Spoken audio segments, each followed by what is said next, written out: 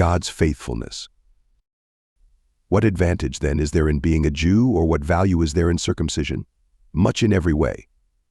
First of all, the Jews have been entrusted with the very words of God. What if some were unfaithful? Will their unfaithfulness nullify God's faithfulness? Not at all. Let God be true, and every human being a liar. As it is written, so that you may be proved right when you speak, and prevail when you judge. But if our unrighteousness brings out God's righteousness more clearly, what shall we say? That God is unjust in bringing his wrath on us? Certainly not. If that were so, how could God judge the world? Someone might argue, if my falsehood enhances God's truthfulness and so increases his glory, why am I still condemned as a sinner? Why not say, as some slanderously claim, that we say, let us do evil that good may result? Their condemnation is just. No one is righteous. What shall we conclude then? Do we have any advantage? Not at all. For we have already made the charge that Jews and Gentiles alike are all under the power of sin. As it is written, there is no one righteous, not even one. There is no one who understands. There is no one who seeks God. All have turned away. They have together become worthless. There is no one who does good, not even one. Their throats are open graves. Their tongues practice deceit. The poison of vipers is on their lips. Their mouths are full of cursing and bitterness. Their feet are swift to shed blood.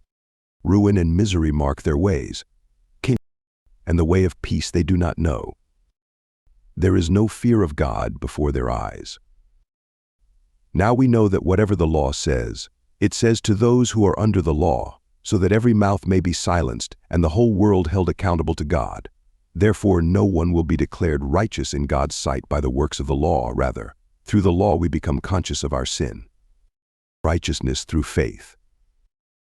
But now, apart from the law, the righteousness of God has been made known, to which the law and the prophets testify. This righteousness is given through faith in Jesus Christ to all who believe. There is no difference between Jew and Gentile, for all have sinned and fall short of the glory of God, and all are justified freely by his grace through the redemption that came by Christ Jesus. God presented Christ as a sacrifice of atonement through the shedding of his blood to be received by faith.